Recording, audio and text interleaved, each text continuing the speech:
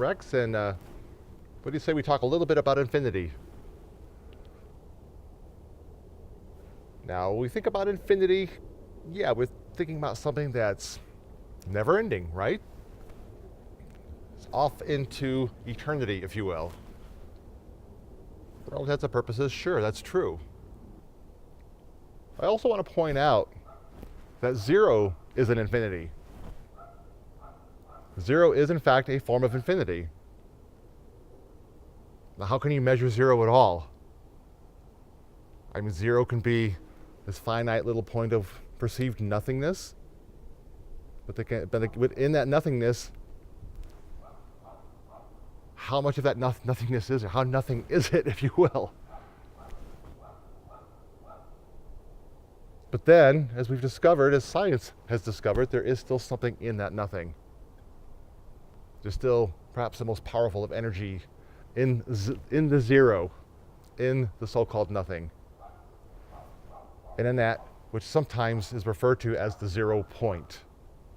So yes, zero too is its own form of infinity, because it really can be looked at either way in terms of a limited form of a nothing, zero as in less than one, or an expanse of nothing that is infinitely nothing. How can you add to nothing? How can you take away from nothing? It is complete and whole in and unto itself. Yeah, just a thought. So what is truly infinite with respect to what we think about existence? Well, for starters, quantum theory talks about the unified field. Now, I have other videos out that talk about my near-death experience. I had quite the consciousness enlightening experience, to say the least. And I feel something I touched upon is something that in quantum theory is referred to as that unified field. I was in a place of infinity. So as I described that moment, which I have before, but I'll do it again here because at the same time, I am also describing the unified field. The field where everything, every probability, every possibility is in existence simultaneously at once.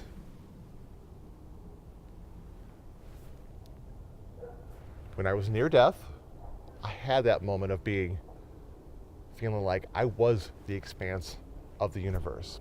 I was all of time, past, present, and future. I was multiple realities and parallel universes, and I was infinite dimensions. To me, that's also a way to explain this unified field. This is a field of living consciousness. And in this field is an infinity of experience. I mean, every single possibility, probability, every thought, every idea, every insecurity, fear, every love. I mean, no matter how finite and detailed, it's part of this infinity. But at the same time, no matter how vast and absolutely macro, no matter how potentially multi-universal, it's still infinite.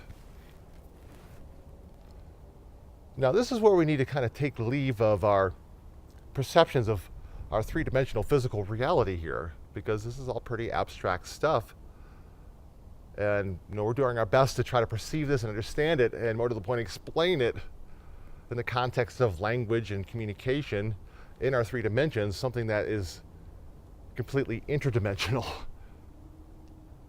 But let's give it a shot.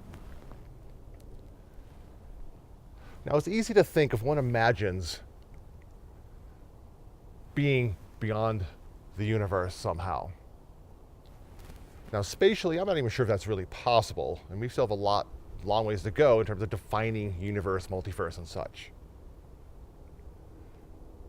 But I could see where it'd be easy to fall into the perception that it would almost be like stepping outside of the Milky Way galaxy and looking out over a veritable infinity of galaxies. Now, presumably, that number, while it could be in the billions or even trillions, could be finite.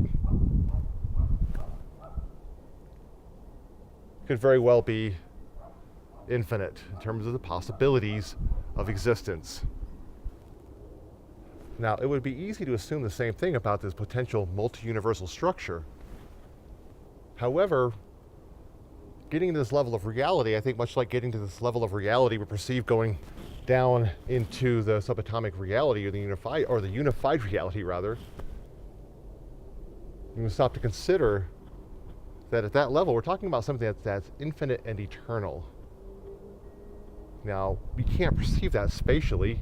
On the one hand, it's infinitely spatial, but at the same time, space-time is a moot point, in a manner of speaking. So stepping beyond the bounds, assuming there is such a thing as a bounds of a universe, it feels more like we're stepping out into a field of possibilities and probabilities again. A field of potential realities that may consist of multiple versions of us.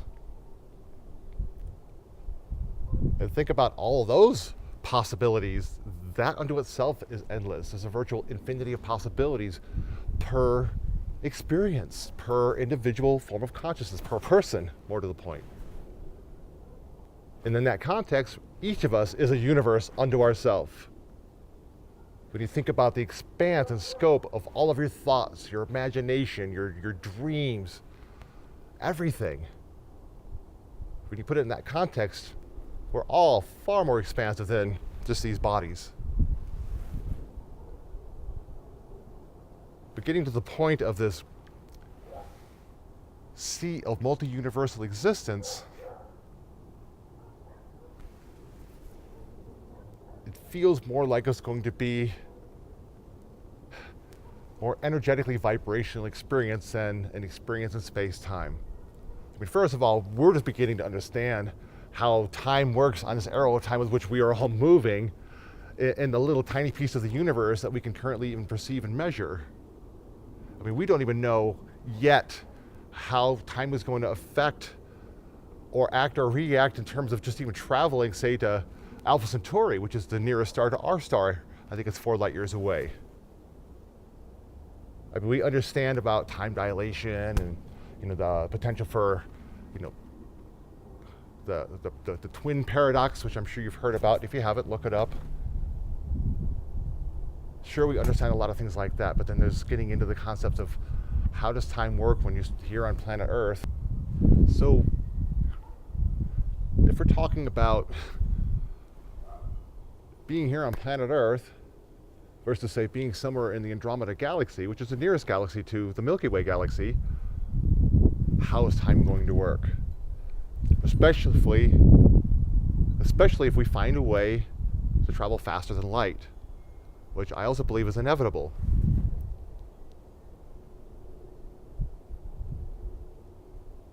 So then the question becomes, if that happens, then we also find a way to communicate non-locally at this vast expanse across space-time. How will real-time look being here on Earth versus, say, quote-unquote, real-time on another world in another galaxy? And then let's ask that same question, start talking about galaxies that could potentially be billions of light years away. I mean, that's just skimming the surface of all the questions about time and all the things we still have to learn about time just in the construct of our own experience here, let alone its true nature at the source of existence in the infinity. Because in that context, time too is eternal. Time basically is that movement of this conscious experience. It goes from that point of being potential energy, like being in that field, a field where everything is in a perpetual state of superposition, existing simultaneously at once, everything all at the same time. There's an eternal construct of time versus how we look at it in this experience, moving along this arrow of time, going from past to present to future, and how we perceive that, even in the context of this ultimately deeper nature of time. So we're talking about infinities here. It doesn't just apply, say, to the unified field. It doesn't just apply to that super macro. Because ultimately, both, okay, this is where it gets weird, but both are one and the same.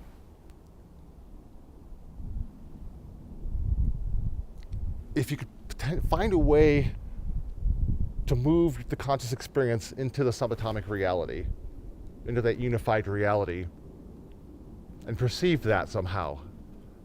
And I know it's tough to imagine, and this is the kind of stuff I love to imagine and think about all the time. But then take that same experience, that same potential thought process, subjective though it may be, let's take it out to the expanse of this multiverse.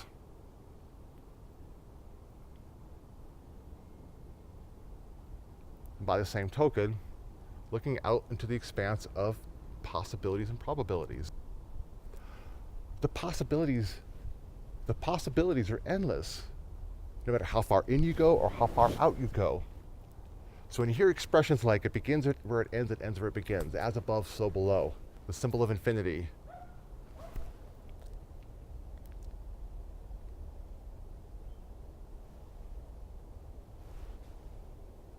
we're basically saying that whichever way you go is, no matter how far in or how far out, relatively speaking, in terms of our experience, you're going to reach the same point of infinite reality. You're going to reach that same point of that perpetual superposition, that point of complete and total non-locality. Everything is existing as one, infinite and eternal.